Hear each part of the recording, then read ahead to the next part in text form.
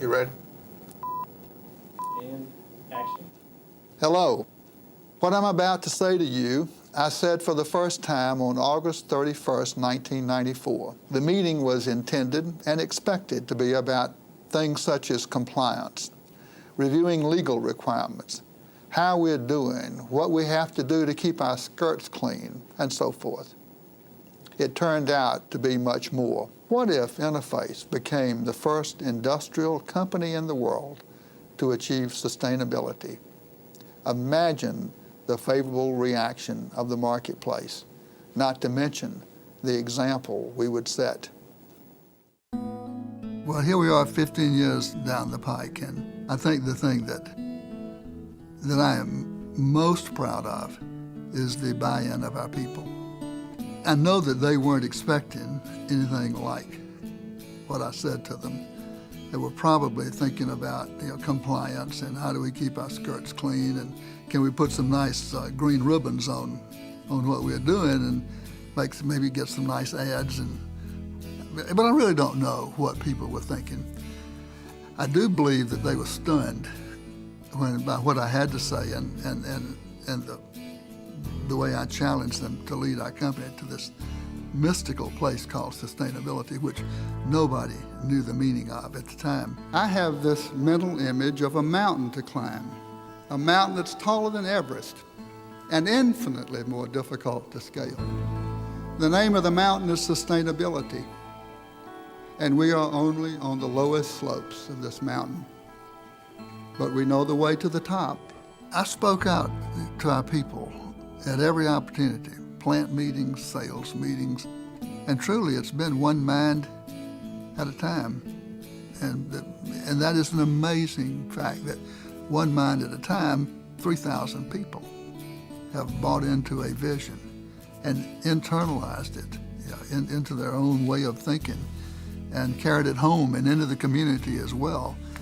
That is really, really gratifying. And then you look at the results that kind of commitment has produced. We're 60% of the way to the top of that mountain. And about 60% of the timeline has elapsed too, from 1994 to 2020. Mission Zero, as impossible as it seemed, is within sight. We can see our way clear to the top of the mountain. The technologies are there or they're coming, and we can see how that can happen. So the example is still shaping up for the industrial world. I think I'm also very, very proud that the business case for sustainability has emerged very clearly. We know at Interface our costs are down, not up. So that dispels a myth and exposes a false choice between the environment and the economy. Not so. You can do both and.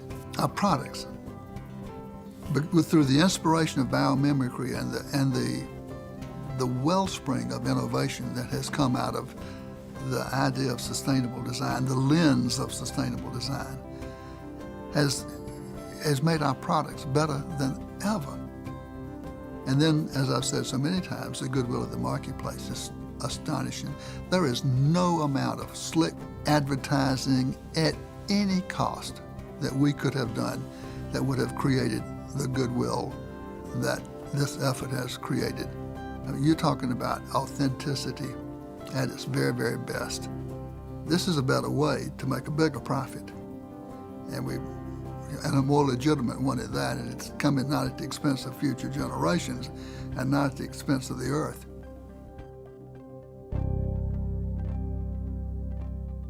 Ultimately, there's no doubt that at some point I have to slow down. Someday.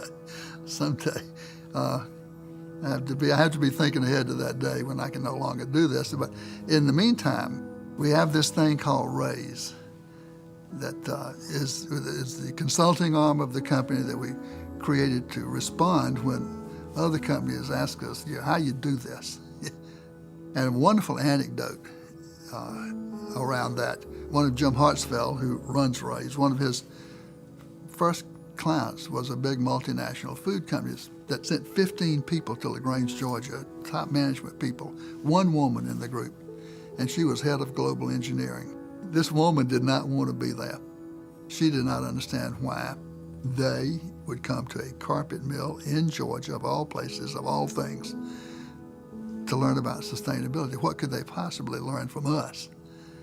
So she didn't want to be there, and she's skeptical about the whole thing. So the first half of the morning that they're together, she's obstructive and challenging everything. And then the mid-morning break comes, and to get to the ladies' room, she has to actually go through the factory. They're in this conference room out in the factory. So on her way to the ladies' room or back, I don't know who it, she encounters James Wisner, fork truck driver, on the factory floor with this big roll of carpet on his fork truck.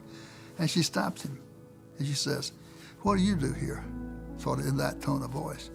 And James, bless his heart, says, "Ma'am, I come to work every day to help save the earth."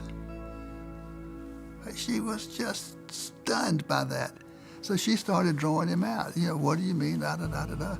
And finally, after a couple of minutes of it, he says, "Ma'am, I don't want to be rude, but if I don't get this roll of carpet to that machine in the next minute, our waste and emissions are going out of control. I've got to go." She came back to that meeting a visibly different person. She sat there very quietly, in total contrast the way she had been before. And then after a while, she started challenging her people. "Why aren't we doing this? Why aren't we doing that?" And then she told the story of her encounter on the factory floor. And she said, "I've never seen anything like it," to demonstrate the alignment in a company from the very top of an organization clear to the factory floor. She says, "There's only one word I can think of that describes it, and it is love." Love on the factory floor. As we re-examine the progress we've made in retrospect, looking back, you can see things that you didn't see so clearly looking forward, before the fact. But one of the things that's really clear is that you unleash the creativity of an organization when you hold up a vision that is so outrageous that it takes the breath away. When people are gasping, "What did he say?" And when the vision is that ambitious, it's taken us places we never would have dreamed of. We've just begun. But remember the Chinese proverb, "A journey of 1,000 miles begins with one step." I'll see you along the way, and we'll do this together because it's the right thing to do.